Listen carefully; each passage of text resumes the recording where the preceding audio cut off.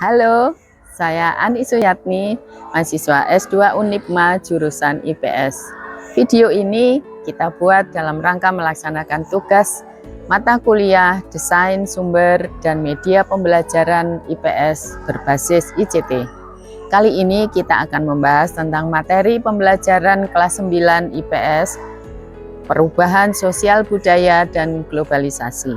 Selamat mengikuti. Halo. Jumpa lagi dengan pembelajaran IPS kelas 9. Kali ini kita akan belajar tentang perubahan sosial budaya dan globalisasi. Tujuan pembelajaran kali ini, setelah selesai pembelajaran, diharapkan siswa dapat menjelaskan perubahan sosial budaya, siswa dapat mendeskripsikan hakikat globalisasi, dan yang terakhir, siswa dapat mengidentifikasi dampak globalisasi dan upaya menghadapi globalisasi. Sebelum saya memulai pembelajaran, amati gambar berikut. Gambar yang ada di slide ini, kemudian diskusikanlah gambar tersebut, kaitkan dengan perubahan sosial budaya dan globalisasi. Saya beri waktu 20 menit, cukup ya? Baiklah, setelah kalian berdiskusi, mari kita bahas satu persatu. Perubahan sosial budaya. Perubahan sosial adalah merupakan perubahan pada lembaga-lembaga kemasyarakatan di dalam suatu masyarakat yang mempengaruhi sistem sosialnya, termasuk nilai-nilai, sikap, dan perilaku di antara kelompok-kelompok dalam masyarakat. Menurut Kuncoro Ningrat, perubahan budaya adalah proses pergeseran, pengurangan, penambahan, dan pengembangan unsur-unsur dalam suatu kebudayaan. Perubahan kebudayaan meliputi aspek yang mendasar, yakni peralatan dan perlengkapan hidup, mata pencaharian, sistem kemasyarakatan, bahasa, kesenian, sistem pengetahuan, serta religi. Ada 3 faktor utama perubahan budaya, yaitu inovasi, discovery, dan invention. Kingsley Davis menyatakan bahwa perubahan sosial bagian dari perubahan kebudayaan. Oleh karena itu, untuk mencakup kedua perubahan tersebut, kedua istilah itu digabung menjadi perubahan sosial budaya. Berikut beberapa karakteristik perubahan sosial budaya, yaitu tidak ada masyarakat yang perkembangannya berhenti. Kemudian perubahan yang terjadi pada lembaga kemasyarakatan tertentu akan diikuti perubahan-perubahan pada lembaga-lembaga sosial yang lain. Perubahan-perubahan yang cepat biasanya mengakibatkan kekacauan sementara. Perubahan-perubahan tidak dapat dibatasi pada bidang kebendaan atau bidang spiritual saja. Kalau kita melihat bentuk perubahan sosial budaya dilihat dari waktunya, ada beberapa hal yang perlu kita perhatikan, misalnya melalui modernisasi sistem transportasi mulai berubah menyesuaikan dengan perkembangan masyarakat, misalnya penggunaan MRT. Dalam hal ini terjadi evolusi di bidang transportasi. Kemudian zaman dahulu ketika terjadi kekalahan Jepang atas sekutu dimanfaatkan oleh Indonesia untuk memproklamasikan kemerdekaan Indonesia. Nah, dalam hal ini terjadi revolusi. Sekarang kita akan melihat perubahan sosial budaya dilihat dari pengaruhnya. Misalnya perubahan model pakaian dan perubahan gaya atau arsitektur. Ini menunjukkan perubahan yang pengaruhnya mungkin dianggap kecil. Selain itu, ada perubahan lagi di bidang industrialisasi di daerah pertanian akan mempengaruhi kehidupan masyarakat, mulai dari hubungan kekeluargaan, sistem kerja, sistem kepemilikan tanah, hingga sistem pelapisan masyarakat. Perubahan yang pengaruhnya sangat besar. Berikutnya adalah perubahan sosial budaya dilihat dari perencanaannya. Contoh misalnya, lahirnya Undang-Undang Republik Indonesia Nomor 20 Tahun 2003 tentang Sistem Pendidikan Nasional yang menyatakan bahwa setiap warga berusia 7 sampai 15 tahun wajib mengikuti pendidikan dasar. Perubahan ini adalah salah satu contoh perubahan yang direncanakan. Contoh yang lain lagi, misalnya bencana alam seperti tsunami di Aceh pada tahun 2004 merupakan peristiwa yang tidak direncanakan, dan ini juga mengakibatkan adanya perubahan sosial budaya. Berikutnya, faktor perubahan sosial budaya dari dalam masyarakat adalah perubahan jumlah penduduk, penemuan-penemuan baru, pertentangan atau konflik, dan pemberontakan atau revolusi. Faktor perubahan sosial di luar masyarakat antara lain lingkungan alam, peperangan, dan pengaruh kebudayaan masyarakat lain.